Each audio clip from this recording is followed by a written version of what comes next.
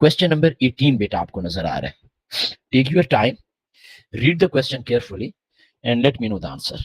शाबाश। बी बेटा। अब बेटा देखिए इस क्वेश्चन में जो ट्रिक है वो शायद आप दोनों नहीं समझ सके। ट्रिक क्या है बेटा क्वेश्चन में? हमने ना इस पैटर्न पे ऑलरेडी कुछ क्वेश्चन भी किए हैं बेटा, जिसमें हमने ये कहा था कि डिक्रीज इन मास से भी हम रेट ऑफ रिएक्शन कर सकते हैं, वॉल्यूम ऑफ गैस से भी कर सकते हैं, and we can count the bubble of gas as well, और वो भी बेटा हम कर सकते हैं। अब क्वेश्चन ये राइज होता है कि अगर ये बिल्कुल इतना स्ट्रेट फॉरवर्ड क्वेश्चन है तो सर आपने इतना फोकस क्यों किया? इस क्वेश्चन का आंसर है सी बेटा। अब वो बड़ी एक सरप्राइजिंग चीज है, क्योंकि आप कहेंगे कि सर ये जो ऑप्शन 1 है बेसिकली मेथड 1, इसमें डिक्रीज इन मास आपने पढ़ा है, बिल्कुल हमने यही पढ़ा है और 1 इज करेक्ट। क्या लिखा हुआ है बेटा यहाँ पे और से आपने देखना है, this is very very important thing.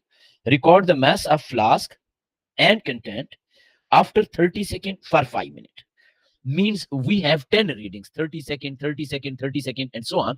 ये बेटा हमारे पास रीडिंग्स हैं और वहां से हम देख रहे हैं जी कि हमारे पास रेट क्या है जी।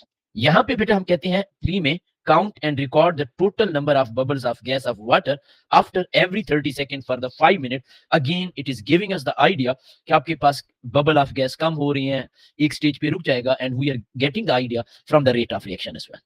अब बेटा अगर आप गौर से देखें ये जो इंफॉर्मेशन हमारे पास है, and this is the trick actually in this question. Question में एग्जामिनर कह रहा है measure and record the volume of gas syringe after 30 second. बस आपने एक ही वैल्यू ली, आपने नोट किया हमारे पास सिर्फ एक ही वैल्यू है, हमें पता ही नहीं है बेटा हमारे पास रेट क्या है जी। हमने 30 सेकंड के बाद बस सिर्फ और सिर्फ गैस सिरिंज का वॉल्यूम लिया, हमें ये भी नहीं पता कि हमारे पास क्या सिचुएशन है। यहां पे देखें फॉर 5 मिनट, यहां पे देखें for 5 minute, we are taking multiple readings, while over here in this case you can clearly see this thing, we are having only one reading, और वो बेटा हमें नहीं बता रहा कि हमारे पास रेट क्या है, इसलिए बेटा 2 is wrong and correct answer is C. तो ये बेटा हमारे पास थोड़ा सा ट्रिकी क्वेश्चन था।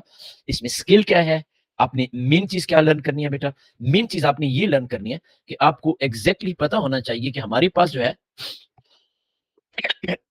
रेट ऑफ रिएक्शन मेजर कैसे किया जाता है। हम रीडिंग्स लेते हैं after a specific time interval, difference हम देख रहे होते हैं जी, एंड ऑल अदर थिंग्स। जाहिर है आप 30 सेकंड के बाद जब यहाँ पे मैस देखेंगे तो मैस डिक्रीज हो रहा है। यहाँ पे you have only one reading, when you have only one reading तो आपको एक्यूरेटली नहीं पता कि चेंज इन वॉल्यूम कितना है। जब चेंज इन वॉल्यूम नहीं पता तो आपको नहीं पता कि रेट ऑफ रिएक्शन क्या है बेटा। तो अब होप्स हो कि आपको थोड़ा सा आइडिया हो गया होगा कि ये वर्कशीट क्यों ज्यादा इंपॉर्टेंट है और हम इस तरह के क्वेश्चन क्यों करना चाहेंगे इंशाल्लाह।